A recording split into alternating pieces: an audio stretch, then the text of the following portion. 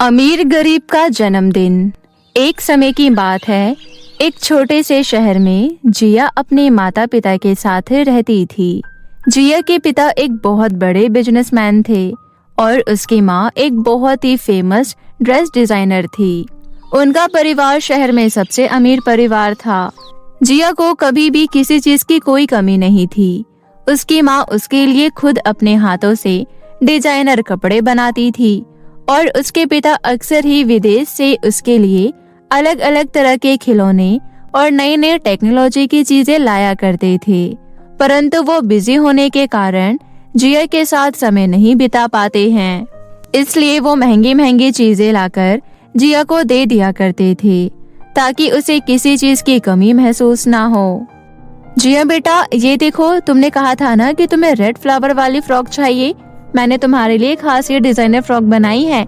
ऐसी फ्रॉक पूरे शहर में किसी के पास नहीं है। माँ, ये फ्रॉक तो सच में बहुत सुंदर है। इसे पहनकर तो मैं बहुत अच्छी लगूंगी।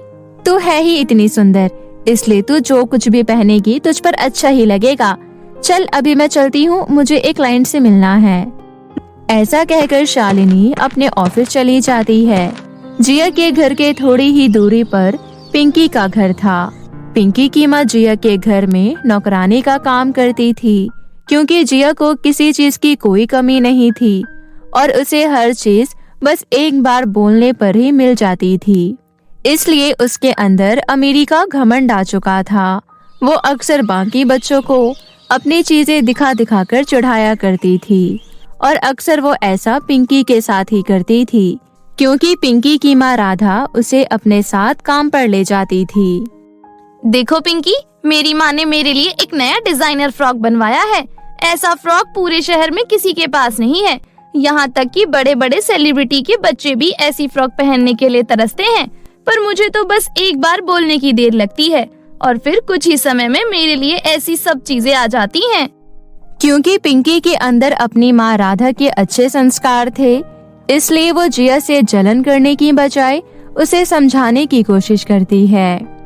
जिया, मैं जानती हूँ तुम्हारे पास बहुत कुछ है, परंतु तुम्हें इस तरह अपनी अमीरी का घमंड नहीं करना चाहिए। बल्कि अगर तुम अमीर हो तो तुम्हें लोगों की मदद करनी चाहिए। अगर तुम ऐसा करोगी तो तुम्हें लोग दुआएं देंगे। तुम्हारे पास ये सब कुछ नहीं है, इसलिए तुम बातें बना रही हो ताकि तुम्हें बुरा ना लगे, पर सच्चाई मान लो कि मैं अमीर हूँ और तुम गरीब, जिस कारण तुम मेरे जैसी कभी नहीं बन सकती। पिंकी जानती थी कि जिया को समझाना मुश्किल है, इसलिए वो कुछ नहीं कहती और अपनी माँ के पास चली जाती है। पिंकी का व्यवहार जैसा घर पर था वैसा ही स्कूल में भी था। वो स्कूल में अपने नए नए खिलौने और ड्रेस लेकर जाती थी और बाकी बच्चों को उन्हें दिखा दिखा कर चिढ़ाती थी। रोहित, ये तुम जो न्यू टॉय कार देख रहे हो, ये मेरे पापा लंदन से लाए हैं। इसके अंदर लेटेस्ट टेक्नोलॉजी है और ये हाथ से नहीं बल्कि रिमोट से चलती है। मैं जानती हूँ तुम्हें टॉय कार का बहुत शौक है, इसलिए मैं ये कार तुम्हें दिखाने के लिए लाई हूँ। जिया, क्या मैं इसे एक बार चला सकता हूँ? नहीं रोहित, मैं तो बस इसे तुम्हें दिखाने के लिए लाई थी। तुमने इसे हाथ लगाया और ये खराब हो गया तो? वो बेचारा बच्चा उदास हो जाता है और वहाँ से चला जाता है। जिया अक्सर ही अपने क्लास के बच्चों के साथ ऐसा ही किया करती थी। वहीं दूसरी ओर पिंकी जिया के बिल्कुल विपरीत थी। वो बेशक गरीब थी, परंतु वो जितना हो सके उतना लोगों की मदद करती थी। क्या हो गया मीना, तुम इतनी उदास क्यों हो? मेरी आंख में 3 दिन से बहुत तेज दर्द हो रहा है और डॉक्टर ने मुझे आराम करने को कहा है, पर मेरा होमवर्क अभी तक पूरा नहीं हुआ और आंख दर्द के साथ मुझसे वो हो भी नहीं पा रहा। अगर मैंने होमवर्क टाइम पर नहीं दिया तो टीचर जरूर मुझे डांटेगी और मेरे नंबर भी काट लेगी। कोई बात नहीं मीना, मैं तुम्हारा होमवर्क कर दूंगी। तुम्हारा बहुत बहुत धन्यवाद पिंकी, तुम सच में बहुत अच्छी हो। क्लास में चाहे किसी को भी मदद की जरूरत हो, तुम हमेशा आगे रहती हो। अरे ऐसी कोई बात नहीं है, लाओ तुम मुझे अपना होमवर्क दे दो। इसी तरह अक्सर पिंकी दूसरे लोगों की मदद किया करती थी। दिन ऐसे ही बीत रहे थे। एक दिन जिया अपनी माँ से कहती है, माँ, कुछ दिनों बाद मेरा जन्मदिन है, आप मुझे जन्मदिन पर क्या दोगी? तुम्हें जो भी चाहिए मुझे बता दो, मैं तुम्हारे लिए वो ले आऊंगी। माँ, मुझे एक ब्लू फ्रॉक चाहिए जिस पर व्हाइट फ्लावर लगे हों और वो आपके हाथों की बनी होनी चाहिए। ठीक है मेरी बेटी, मैं तेरे लिए बेस्ट से बेस्ट फ्रॉक बनाने की कोशिश करूंगी। इसके बाद जिया अपने पापा के पास जाती है। पापा, मेरा जन्मदिन आने वाला है। माँ ने तो मुझे बता दिया कि वो मुझे क्या देने वाली हैं। अब आप बताइए, आप मुझे क्या देने वाले हैं? मुझे पता है, जब से मैंने तुझे उस लंदन वाले टॉय प्लेन की फोटो दिखाई है, तूने उसे लेने का मन बना लिया है। इसलिए मैंने उस टॉय प्लेन का ऑर्डर बुक कर दिया है और वो तेरे बर्थडे तक घर आ जाएगा। क्या पापा, आप सच कह रहे हैं? हाँ बिल्कुल, मैं अपनी बेटी से भला झूठ बोल सकता हूँ क्या? यहाँ दूसरी ओर पिंकी के घर में पिंकी के पिता उसे सुबह उठाते हुए कहते हैं, पिंकी बेटा, कुछ दिनों बाद तेरा जन्मदिन है। मैं रोज सुबह जल्दी निकल जाता हूँ और रात को देर से आता हूँ, इसलिए तुझसे बात नहीं कर पाता। इसी कारण मुझे तुझे इतनी सुबह उठाना पड़ रहा है, क्योंकि मुझे जानना है कि तुझे अपने इस जन्मदिन पर क्या चाहिए। पापा, आपने मुझे सब कुछ दिला रखा है, लेकिन अगर जन्मदिन के तोहफे की बात है तो आप मेरे लिए एक जोड़ी चप्पल ले आइएगा। मेरी पहले वाली चप्पल टूट गई है। ठीक है बेटा। संयोग से पिंकी और जिया का बर्थडे एक ही दिन होता है। कुछ दिन ऐसे ही बीत जाते हैं और उन दोनों का बर्थडे आ जाता है। पिंकी के घर पर उसके पिता और उसकी माँ उसे सुबह उठाकर आशीर्वाद देते हुए कहते हैं, जन्मदिन की बहुत बहुत मुबारकबाद मेरी बेटी। भगवान तुझे वो हर खुशी दे जिसकी तू हकदार है। मेरी तरफ से भी मेरी बच्ची को जन्मदिन की हार्दिक बधाई। भगवान तेरी उम्र लंबी करे। बहुत बहुत धन्यवाद मम्मी पापा। मैं पूरे साल अपने बर्थडे का इंतजार इसलिए ही करती हूँ ताकि आपके मुंह से ये शब्द सुन सकूं। यहाँ दूसरी ओर जिया जब उठती है तो देखती है कि घर पर उसकी माँ नहीं है।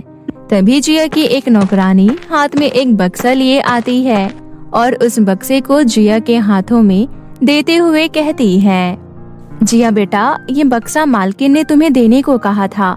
इसमें तुम्हारी बर्थडे की ड्रेस है और उन्होंने कहा था कि तुम सुबह उठने के बाद उन्हें कॉल कर लेना। ठीक है। इसके बाद जिया अपनी माँ शालिनी को फोन लगाती है। हेलो माँ, आप कहाँ हैं? बेटा, मुझे ऑफिस में कुछ काम आ गया था, इसलिए मैं ऑफिस आ गई। पर तू चिंता मत कर, शाम तक मैं घर वापस आ जाऊंगी। और घर पर मैंने सारी तैयारियां करवा दी है। शाम से पहले तेरा बर्थडे केक तेरे टेबल पर होगा और सारी सजावट मैंने पहले से ही करवा रखी है और तेरे दोस्तों को भी इनविटेशन भेज दिया है। अरे बातों में तो मैं तुझे बर्थडे विश करना ही भूल गई। हैप्पी बर्थडे मेरी बच्ची। Thank you so much mummy. अब आप जल्दी से आ जाइए। इसके बाद जिया अपने पिता को फोन लगाती है। पापा, आप कहाँ हैं? आपने कहा था कि आप मेरे बर्थडे से पहले ही आ जाएंगे। बेटा, यहाँ मुझे कुछ काम आ गया था, इसलिए मैं फ्लाइट नहीं पकड़ पाया और अब मैं इतनी जल्दी घर नहीं आ पाऊंगा। पर तुम चिंता मत करो, मैंने तुम्हारा गिफ्ट भेज दिया है, वो तुम तक आज ही पहुँच जाएगा। And wish you very happy birthday. अच्छा, मैं बाद में करता हूँ, अभी मैं थोड़ा बिजी हूँ। ऐसा कहकर जिया के पिता कॉल काट देते हैं। जिया थोड़ी उदास हो जाती है और फिर कुछ देर बाद वो अपनी मम्मी की बनाई हुई ड्रेस पहन लेती है और अपने आप को शीशे में देखने लगती है। मम्मी ने तो बहुत ही सुंदर ड्रेस बनाई है और ये मुझ पर कितनी जच रही है। अगर अभी मम्मी यहाँ होती तो मैं उन्हें गले लगाकर थैंक यू बोलती, पर कोई नहीं, शाम को तो वो आ ही जाएंगी। सुबह से दिन और दिन से शाम हो जाती है, परंतु शालिनी घर नहीं आती। शाम को जिया के फ्रेंड गिफ्ट लेकर उसके घर आ जाते हैं। Happy birthday Jiya. Wish you very happy birthday Jiya. Thank you so much. तुम लोग बैठ जाओ, थोड़ी देर में मेरी मम्मी आती ही होगी। जब वो आएंगी तब हम सब मिलकर केक काटेंगे। सब इंतजार करने लगते हैं, परंतु अब काफी टाइम हो चुका था, इसलिए जिया के फ्रेंड्स उससे कहते हैं, जिया, अब हमें बहुत देर हो रही है। हमारे मम्मी पापा हमारी चिंता कर रहे होंगे, हमें चलना चाहिए। ऐसा कहकर जिया के सारे फ्रेंड्स चले जाते हैं। फिर थोड़ी देर बाद जिया अपनी मम्मी को कॉल लगाती है। माँ, आप कहाँ हैं? अब तो रात होने वाली है, प्लीज घर आ जाइए। बेटा, मुझे माफ कर दो, मुझे अभी टाइम लगेगा। प्लीज तुम अपने दोस्तों के साथ अपना जन्मदिन मना लो। अपनी माँ की ये बात सुनकर जिया की आंखें आंसुओं से भर जाती है और वो अपने कमरे में जाकर खूब रोने लगती है। यहाँ दूसरी ओर पिंकी अपने सभी दोस्तों को अपने घर पर बुलाती है। वो केक काटने ही वाली होती है कि तभी उसकी माँ राधा कहती है, पिंकी, तुम्हें जिया को भी यहाँ बुलाना चाहिए, चाहे वो जैसी भी हो, पर वो तो तुम्हारी सहेली है ना। हाँ माँ, आप बिल्कुल सही कह रही हैं। इसके बाद राधा और पिंकी जिया के घर जाती हैं। वो जिया को पूरे घर में ढूंढते हैं, पर वो वहाँ कहीं नहीं मिलती।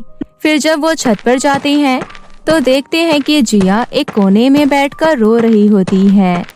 क्या हो गया जिया, तुम रो क्यों रही हो? इसके बाद जिया पिंकी को सारी बात बताती है। कोई बात नहीं जिया, हो सकता है तुम्हारी मम्मी सच में बिजी हो। तुम चिंता मत करो, आज मेरा भी जन्मदिन है और मैंने भी अपने घर पर एक छोटी सी पार्टी रखी है जहाँ मेरे दोस्त आए हैं। तुम मेरे साथ चलो, आज हम दोनों मिलकर एक साथ अपना जन्मदिन मनाएंगे। पिंकी की ये बात सुनकर जिया का मन उदास हो जाता है और उसे अपने किए पर अफसोस होता है। मुझे माफ कर दो पिंकी, मैंने तुम्हारे साथ इतना बुरा बर्ताव किया। तुम्हें अपनी चीज दिखा दिखा कर कितनी बार जलाने की कोशिश की और तुम्हारी गरीबी का मजाक भी बनाया। इसके बाद भी तुम अपने बर्थडे में मुझे मेरा बर्थडे मनाने दे रही हो। तुम सच में बहुत अच्छी हो। हम दोनों दोस्त हैं और दोस्त हमेशा मुसीबत में काम आते हैं। अच्छा चलो, बातें तो होती रहेगी। वहाँ सभी लोग केक काटने का इंतजार कर रहे हैं।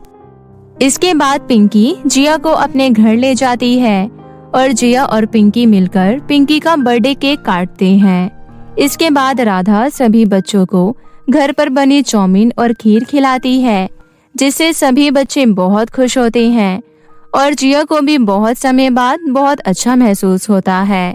उस दिन के बाद से जिया अपनी अमीरी का घमंड छोड़ देती है और सभी बच्चों के साथ समान व्यवहार करने लगती है।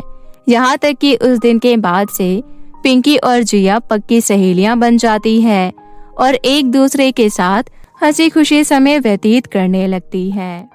रानी परी की जादुई सोने और चांदी की साड़ी। किसी गांव में राधा नाम की गरीब औरत अपने बच्चों के साथ रहती थी। राधा की बड़ी बेटी का नाम अकीरा था और छोटे बेटे का नाम युग था। बहुत साल पहले ही राधा के पति की मौत हो गई थी, क्योंकि उसका पति बहुत नशा करता था, जिसकी वजह से उसका लीवर खराब हो गया था और उसकी मौत हो गई थी।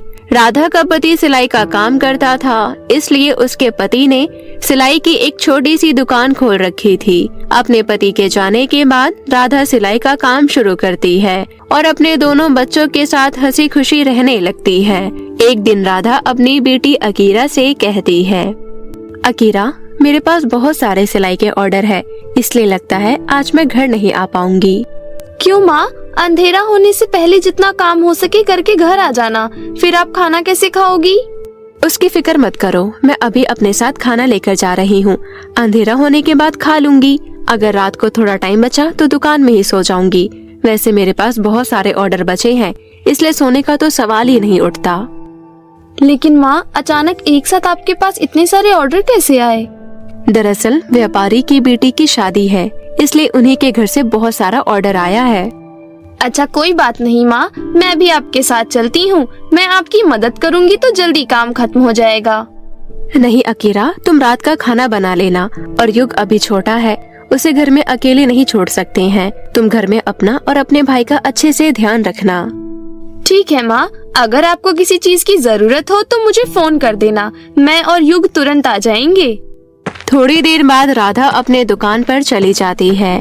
राधा के दुकान के सामने ही शिप्रा नाम की एक औरत की भी सिलाई की दुकान थी। शिप्रा राधा से बहुत जलती थी।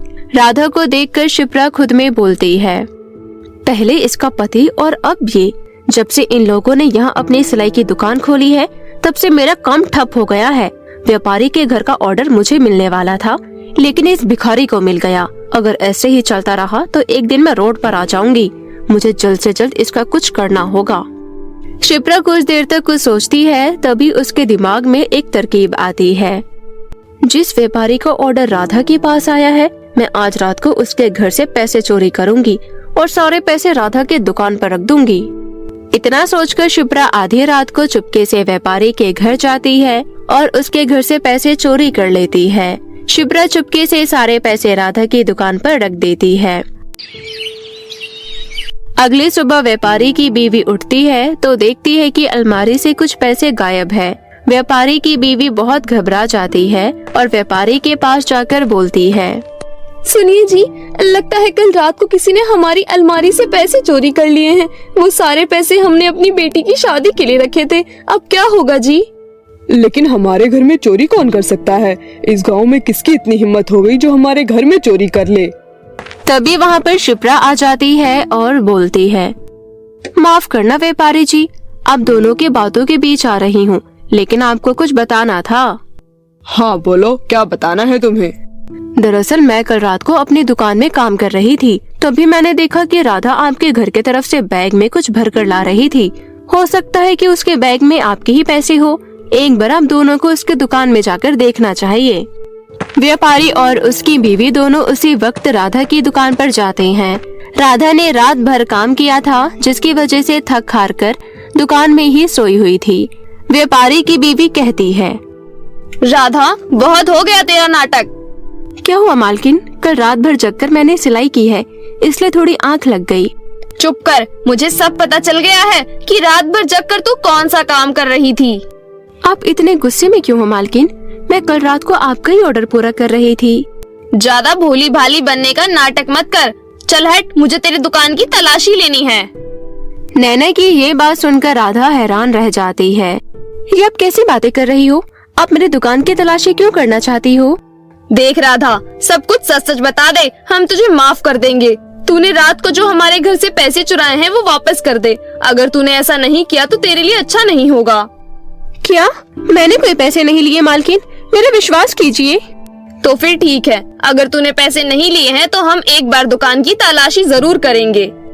उसके बाद व्यापारी अपनी पत्नी के साथ उसकी दुकान के कोने कोने की तलाशी करने लगते हैं। तभी नैना को एक बैग में पैसे मिल जाते हैं। देखिए जी, ये रहे हमारे पैसे। ये सब देखकर राधा बुरी तरह से डर जाती है और रोने लगती है। मालकिन, मुझे सच में नहीं पता कि सारे पैसे मेरे दुकान में कैसे आए। मैं इन सब के बारे में कुछ नहीं जानती, आप मेरे विश्वास कीजिए। नैना राधा को एक जोरदार तमाचा लगा देती है। एक नंबर की चोरनी है तू। एक तो चोरी की, ऊपर से मान भी नहीं रही है। मैं अच्छे से जानती हूँ कि तू कितनी बड़ी चोरनी है। तभी व्यापारी पुलिस को फोन लगा देता है और थोड़ी देर बाद पुलिस आ जाती है। पुलिस चोरी के आरोप में राधा को अपने साथ ले जाती है। शिप्रा अपने दुकान से ये सब देख रही होती है और बहुत खुश होती है। गांव की एक औरत राधा के बच्चों के पास जाती है और उन्हें सारी बातें बताती है। बेटी, तुम्हारी माँ को पुलिस पकड़ कर ले गई है। क्या? लेकिन पुलिस उन्हें पकड़कर क्यों ले गई है? मैंने गांव के कुछ लोगों से सुना है कि तुम्हारी माँ ने व्यापारी के घर में चोरी की है। नहीं, मेरी माँ ऐसा नहीं कर सकती। पता नहीं बेटी, मुझे भी यही लगता है, लेकिन भगवान जाने ये सब क्यों हो रहा है। दोनों बच्चे रोते रोते पुलिस स्टेशन जाते हैं। अकीरा पुलिस वाले के सामने बहुत रोती है, जिसके बाद पुलिस वाला 10 मिनट के लिए दोनों बच्चों को अपनी माँ से मिलने के लिए इजाजत देता है।